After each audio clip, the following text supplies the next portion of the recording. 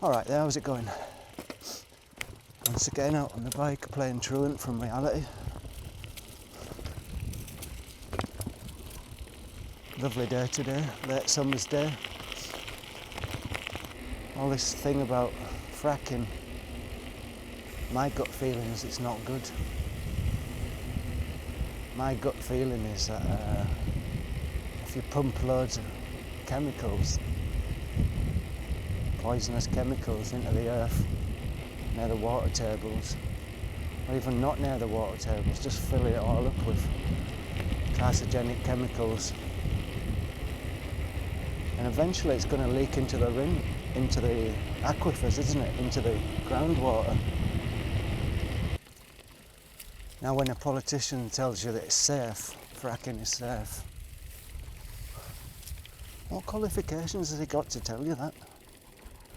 My gut feeling tells me if you pump in loads of chemicals into the earth, it's going to seep into the groundwater. I know these politicians think they are, telling me that I am wrong.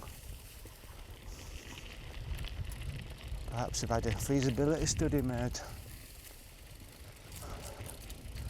and a load of kids fresh out of university have just decided to do a lot of cut and pasting. Because my gut feeling is that far down under the earth, nobody knows what happens down there. Even with the sonar that they've got now, they still can't see what's going on down there, and they don't know what is down there. And to say that you know what's going to happen down there is wrong. And if it all does go bad down there, there's nothing you can do to fix it. You can't go and clean them aquifers out. You can't get down there. It's impossible. So-called experts get on my nerves.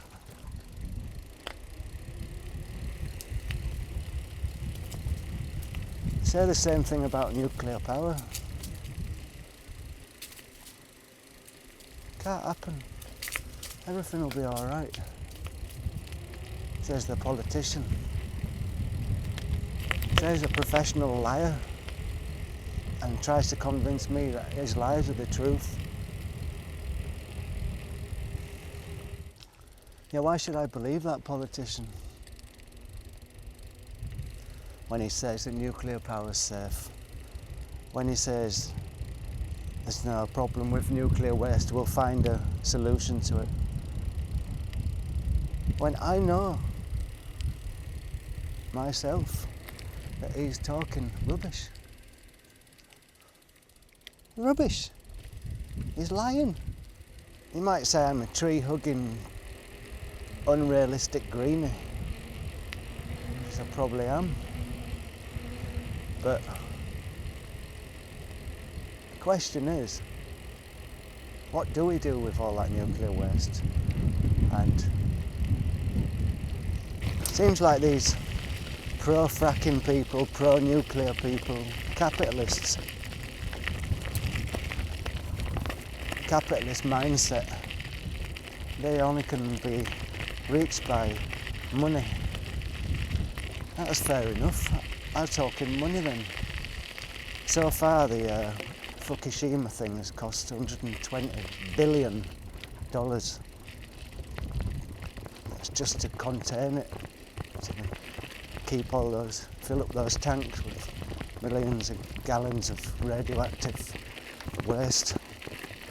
And they're storing it, and they're running out of place to do it. And you probably heard in the news recently it's been leaking into the sea. And $120 billion, and that's just to barely contain it. So how much is that going to cost to actually decommission the place for good? It's going to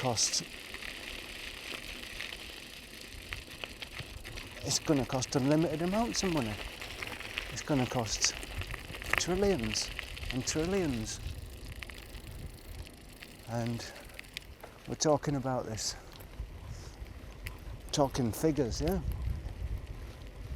I'd love to know how much a power station, a nuclear power station, makes with electricity. How many millions worth of dollars does a power station make worth of electricity in its lifetime? And then offset that with the balance costs of decommissioning and storing nuclear waste for 30,000 years. 30,000 years!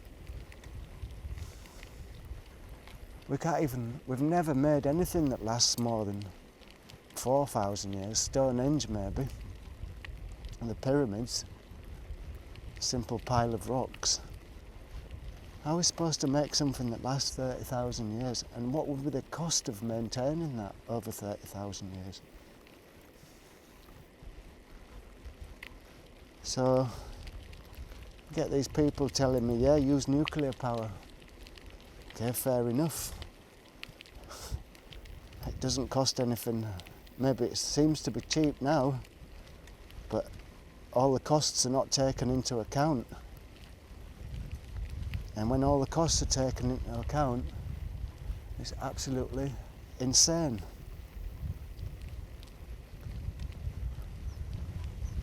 People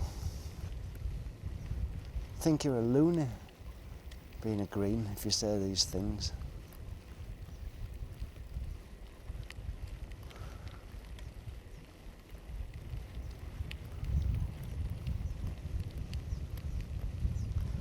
It seems to me that it's a country thing. Yeah. Britain's traditionally always been a big oil, chemical country. They were the ones who first dug the wells in Iran and discovered Middle Eastern oil. And the Americans too. And it seems like Britain and America are the ones who are pushing this fracking thing. And you look at Britain and America and you get the feeling that the people don't love the land. They hate the earth.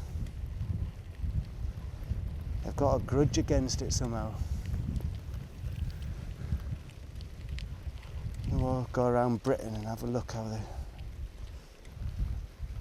every single river and quarry lake or little lake is full of old prams and cars and danger and pollution.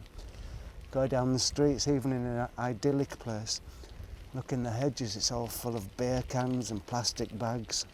People just throwing away the rubbish all over the place. Because they've got absolutely no respect for the earth, for the planet. And this fracking malarkey, it's so short term and risky, putting millions of gallons of water at risk, poisoning the well. You know, it's like, I know my gut feeling says in the future, in 1,000 years, people who are thinking like me, people will be saying they were the right ones. These other guys were same as the blokes in the Middle Ages doing the witch trials. I already seen it a bit in the paper today. And they were saying that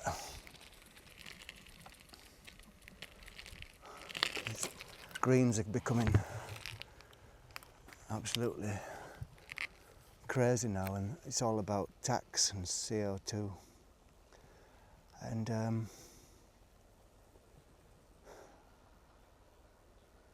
started equating it with the Nazi Party in Germany in the 30s, because the Nazi Party were kind of, that was one of the things of the party, was looking after the earth and going out for walks in the forest and all that stuff. And now they're saying the Greens are like Nazis. And it's a sorry state of affairs, really, because the whole thing that all the capitalist thing is based on is growth all the time, getting more, bigger growth. It's something to do with the debt system. It's got to keep growing because the interest on the debts is that means the system has got to keep growing to stay ahead of the debts. And when you start getting zero growth or negative growth, then the debts can't be paid off. And but it's a finite world we live in. It's finite resources, and that model will not carry on. Whatever you say, it will not carry on. And I can't understand the absolute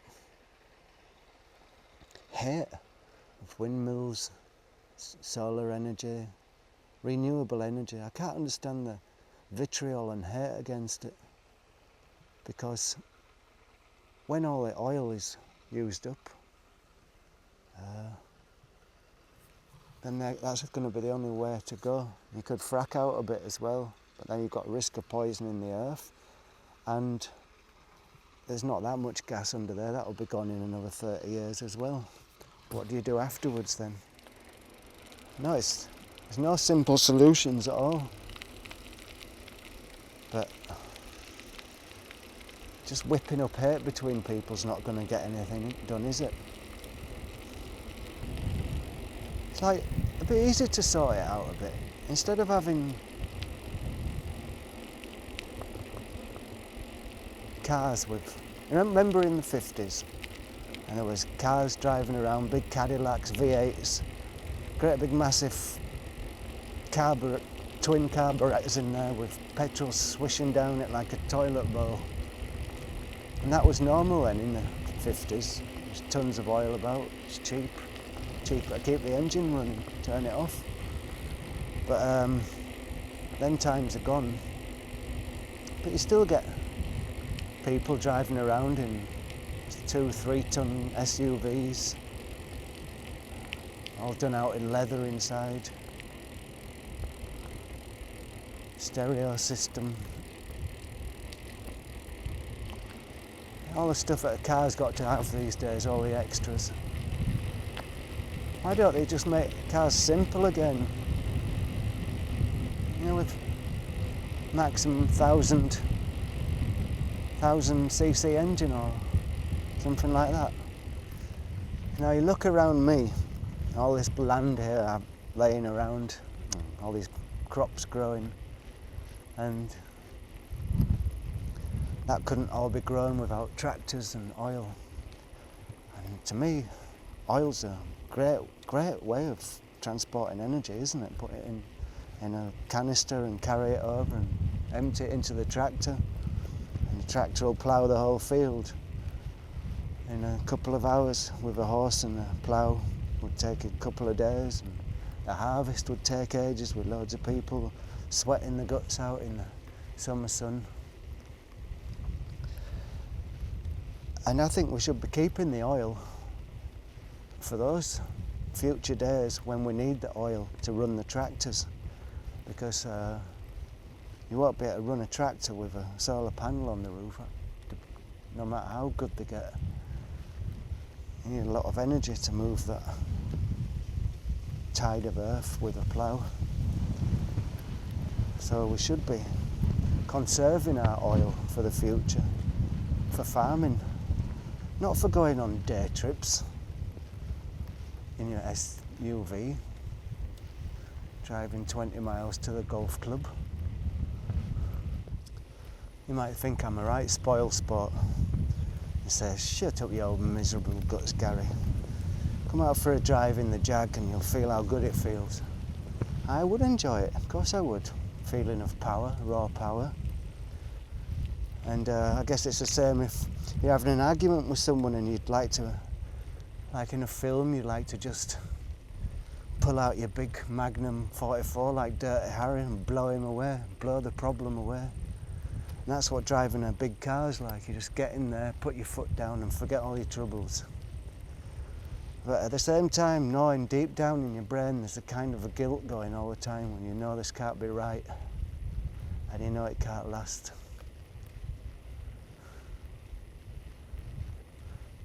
You see that Mustang over there?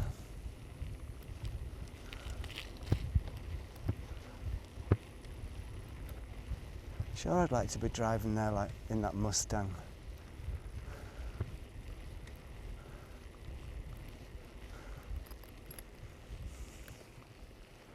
A nice big moustache, like Burt Reynolds.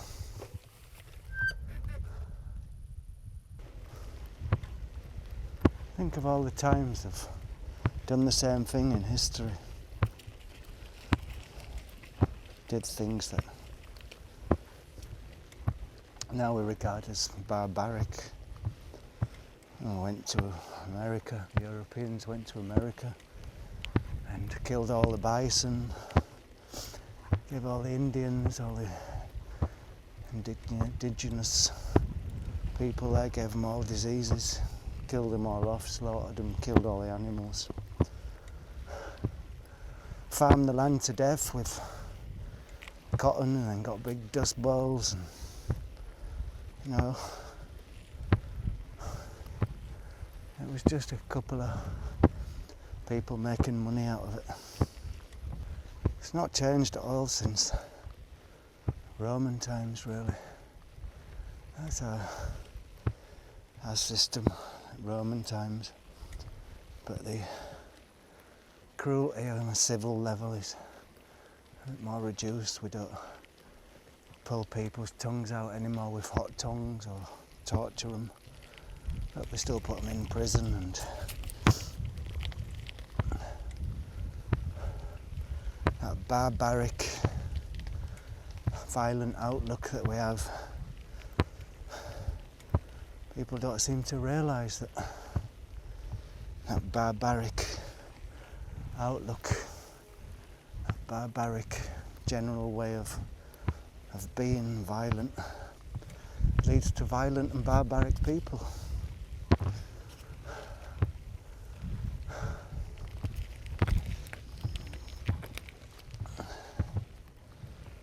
Well, the only way I can see forward is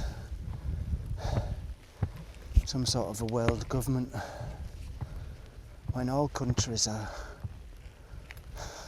just forget all these stupid names, because going along through history, there'd be, say in England for example, or Britain or Germany, there'd be thousands of tribes and they're all fighting with each other.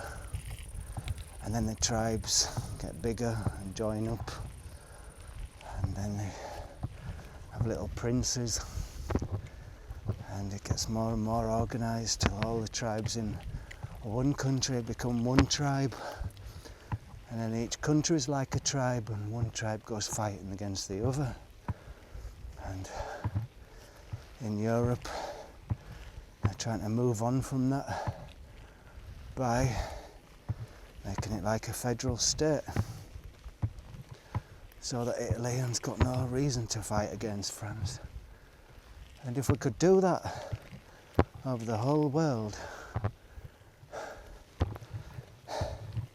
so there's no countries anymore, there'll be no one to go to war with. You wouldn't need any presidents, you wouldn't need any governments, just planners. And you might say to me, who's going to look after the custodians? Who's going to stop the power becoming too ultimate? And that is a problem. That's what happened with communism. Too much power devolved into too few hands leads to funny things happening. But is that worse than this eternal war and all the resources that we blow up, destroy, armaments? Is that not more crazy? We've got enough material in this world to make it a paradise. But because we're still fighting each other, half the money's spent on weapons and defences, armies.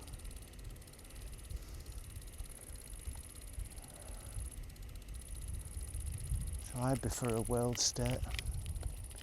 Get rid of all sort of nationalism.